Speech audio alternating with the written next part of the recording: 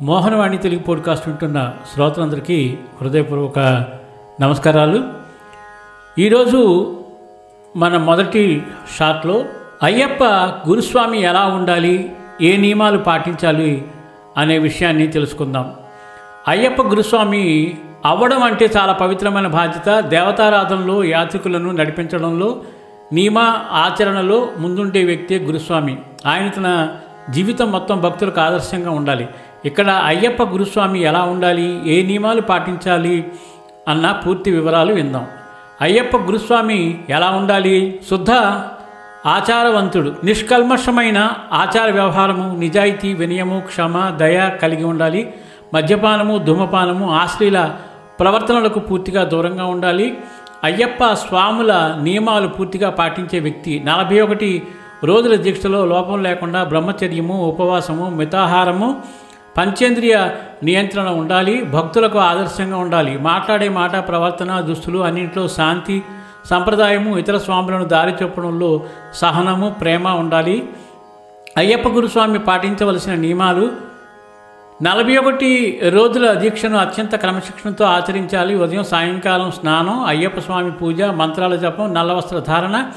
భోజన నియమాలు: సాత్విక ఆహారం మాత్రమే ఒకే పాత్రలో తినాలి. దేవుని స్మరణతో ఉండాలి. రాత్రి ఆలస్యంగా తినకూడదు.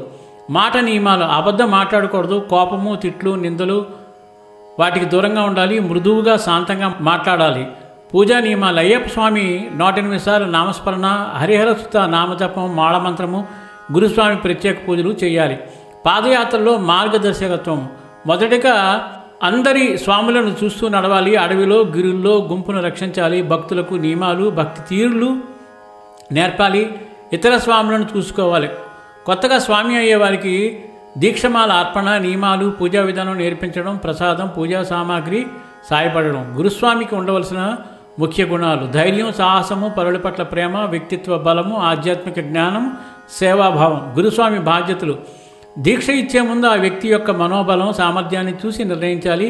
యాత్రలో అన్నపూర్ణగా, సలహాదారుగా, భద్రతగా ఉండాలి. భక్తులను స్వామియే శ్రేష్ఠ మార్గంలో నడిపించాలి. ఇలా గురుస్వాములు ఉండాలి. చాలా కొద్ది మంది మాత్రమే ఉంటారు.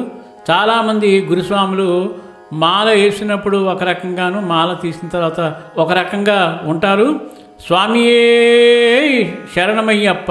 ఈ విషయాన్ని 10 మందికి షేర్ చేసి మన ఛానల్ని సపోర్ట్ చేస్తారని కోరుకుంటున్నాను. సర్వేజన సుఖినో భవంతు, లోకా సమస్త సుఖినో భవంతు. ధన్యవాదాలు. స్వస్తి.